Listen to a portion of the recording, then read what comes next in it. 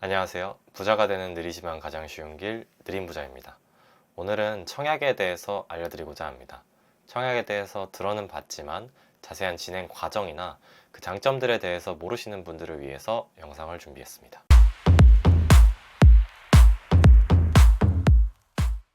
저는 현재 20대 후반이고 올해 서울에 집 한 채를 마련했습니다. 남들보다 조금은 이른 시기에 집을 마련한 이유와 과정을 상세하게 이전 영상에서 설명해 드렸는데요. 해당 영상이 궁금하신 분들은 위 링크 통해서 시청해 주시면 감사하겠습니다. 저는 현재 서울에 전용 면적 59제곱미터 20평대 아파트를 분양받은 상태입니다. 내 집 마련을 조금 일찍 하게 된 이유는 크게 특별하지는 않습니다. 세 가지 이유를 크게 선정해 보았고, 이는 다음과 같습니다. 첫째, 인플레이션 해지. 둘째, 노후 대비. 마지막으로 심리적 안정 및 삶의 질 향상을 위해서 집을 분양받았습니다. 이에 대해 더 자세한 사항은 이전 영상에서 설명해 드렸으니까 넘어가는 것으로 하고, 왜 청약으로 집을 마련하는 게 좋을까요? 저는 제가 실제로 청약에 당첨되어서 서울에 집을 마련한 만큼 가능한 쉬운 용어로 여러분께 크게 세 가지 이유를 설명해 드리고자 합니다. 청약에는 다양한 장점들이 있고 이를 활용해서 내 집 마련을 하실 수 있길 바랍니다. 가장 먼저 청약은 가장 쉬운 레버리지 수단이기 때문입니다. 아파트 분양 절차를 간략하게 요약하면 아래와 같습니다. 처음에 청약에 당첨되게 되면 계약 시에 계약금으로 10%를 납부하고 실제 입주 전까지 중도금을 납부하며 입주할 때 마지막 잔금 30%를 납부하게 됩니다.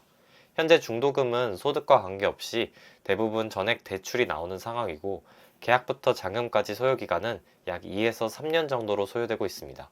이 말은 즉 계약 시에 내가 10%만 납부할 수 있다면 입주 때까지 내 돈이 한 푼도 들어가는 게 없다는 말과 동일합니다. 그럼 이 레버리지 효과가 왜 중요한지 설명을 드리기 앞서 서울 아파트 값의 연평균 상승률을 한번 살펴보겠습니다. 서울 아파트는 지난 36년간 통계적으로 연평균 6.7%가 상승했다고 합니다. 이 말은 즉 3년간 아파트가 평균적으로만 상승한다면 서울 아파트의 가격은 1.067의 3제곱인 1.22로 즉 21.5%가 이론적으로는 상승할 수 있음을 의미합니다. 그럼 이 레버리지 효과가 얼마나 위력이 있는지 예시를 통해서 설명해 보겠습니다. A 아파트가 23년도에 분양했다고 가정해 봅시다. 보통 3년 정도 후인 26년도 완공을 목표로 23년도에 분양을 하게 됩니다. 이때 분양가를 5억이라고 가정한다면 우리는 계약금 5천만 원을 납부하고 나머지 중도금은 대출을 받으면 됩니다. 그럼 이 아파트의 완공 시 가격은 어느 정도일까요? 앞서 계산한 3년 평균 상승률인 21.5%를 감안한다면 대략 6억 정도의 가격을 형성할 수 있음을 알 수 있습니다. 이는 다시 말하자면 5천만 원으로 3년간 1억 원의 수익을 얻은 셈이 됩니다. 이는 약 200%의 수익률로 연평균으로 따지면 26%라는 어마무시한 수익률입니다. 거기에 주택투자는 양도세 비과세라는 강력한 특례 조항이 있습니다. 1세대가 1주택만 2년 이상 보유한 후 양도한 경우에는 양도소득세가 과세되지 않습니다. 물론 12억을 초과한 경우 초과분에 대해서 양도소득세를 매기지만 이런 고가주택을 제외하면 아파트는 비과세 혜택을 통해서 아주 높은 수익률을 가져갈 수 있습니다. 아까 A 아파트의 예시를 이어서 설명해 드리자면 26년도 완공한 A 아파트의 경우 28년도에 매도 시 비과세 요건을 충족시키게 됩니다. 거기에 28년도 가격은 평균 상승률을 고려하면 약 7억 정도로 2억 정도의 차익을 5년간 아무 세금 없이 가져갈 수 있는 것입니다. 청약의 장점은 여기서 끝이 아니죠. 보통 좋은 청약에는 안전마진이 존재합니다. 기존 구축 대비해서 더 저렴한 경우도 있으나 현재 서울의 경우 분양가 상한제가 폐지된 단지가 많아서 안전마진이 적은 경우가 많은 것이 사실입니다. 하지만 이는 다시 말하자면 분양가 상한제가 걸린 청약은 로또에 가깝기 때문에 꼭 청약에 신청해야 한다는 의미입니다. 그럼 안전마진과 평균 상승률을 모두 가져가게 되면서 연평균 수익률은 30, 40, 아니 50 그 이상이 될 수도 있겠죠.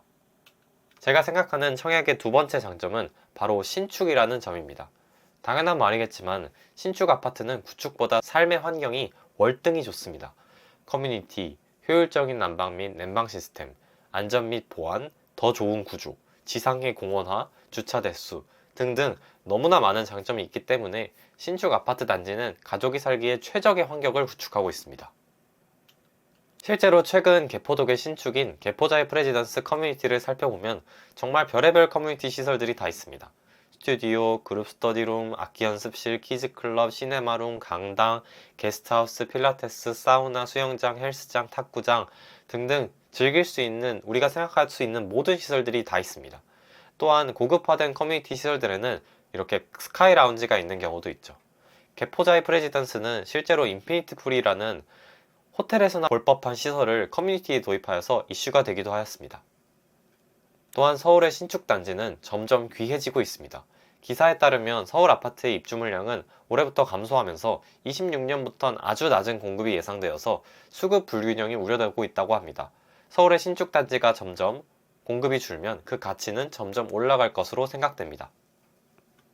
제가 생각하는 청약의 세 번째 장점은 바로 2030에게도 현재는 열려 있다는 것입니다. 현재 비규제 지역 같은 경우 전용 85제곱미터 이하는 가점제가 40% 이하, 즉 추천제가 60% 이상이고 전용 85제곱미터 초과의 경우 100% 추첨제입니다. 이는 2030에게는 기회라고 생각합니다. 청약의 가점이 비교적 낮은 2030의 경우 가점으로 서울이나 수도권 단지에 당첨되는 게 사실상 불가능한 수준이기에 추첨제를 활용하여서 당첨될 필요가 있습니다. 실제로 저도 추첨제를 통해서 당첨된 것이기도 하고요. 현재 대한민국의 규제지역은 단 4곳에 불과합니다. 용산, 서초, 강남, 송파구를 제외한 모든 지역이 비규제 지역으로 이 지역의 분양단지 같은 경우 추첨제 비율이 가점제 비율보다 높은 상황이니 2030 여러분들도 청약 가점이 낮다고 낙담하지 마시고 기회가 보이고 자격이 되고 안전마진이 보인다면 꼭 청약에 참여하시면 좋겠습니다. 거기에 최근 발표된 청년 드림 청약통장 정책을 보면 정부에서도 2030의 청약을 장려하고 있는 상황입니다. 소득 5천만 원 이하에게 만들 자격을 주는 해당 통장의 경우 납입한도 또 100만 원에 이자율이 4.5%라서 그냥 파킹 통장 혹은 적금 통장 느낌으로도 가질만 한데 이를 통해 청년 주택 드림 대출을 받게 될 경우 최저 2.2%라는 파격적인 금리를 지원해주게 됩니다. 아직 자세한 상황이나 대출 정책에 대해서 발표되진 않았지만 분양가 6억 이하 단지에 해당 청년 주택 드림 대출을 받으실 수 있다면 수익률은 훨씬 극대화될 것입니다.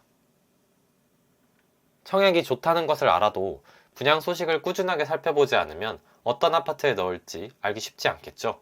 그래서 분양 소식을 꾸준히 볼 수 있는 방법을 알려드리려고 합니다. 본인이 부지런하고 분양 소식을 직접 찾아볼 수 있으신 분들은 각종 블로그와 카페들을 참고하면 좋습니다. 실제로 분양 공고를 직접 읽어봐야 청약에 대한 지식이 늘기 마련이거든요. 제가 추천드리는 카페는 네이버 카페인 내집장만 아카데미입니다. 여기서 입주자 모집 공고 메뉴에 들어가시면 친절하게도 모든 지역의 아파트 분양 소식을 실시간으로 업데이트해주니 참고하기 좋습니다. 본업이 너무 바빠서 이러한 분양 소식을 꾸준히 찾아보기 어려우신 분들이라면 분양 알림이를 추천드립니다. 분양 알림이 어플을 활용하시면 오늘 청약을 받는 단지는 어떤 단지인지, 청약에 임박한 아파트들은 어떤 단지들이 있는지 확인하기 좋습니다. 지역도 이렇게 직접 고르실 수 있고 분양 형태에 대해서도 필터링해서 알림을 받으실 수 있습니다. 참고로 여기서 임대, 전세, 행복 단어가 들어가는 분양 형태는 아파트를 빌리는 형태라고 이해하시면 되고 민간 분양과 공공 분양만이 소유권을 가져올 수 있는 분양의 형태입니다. 오늘 영상은 여기서 마치도록 하겠습니다. 부자가 되는 느리지만 가장 쉬운 길 느림부자입니다. 시청해주셔서 감사합니다.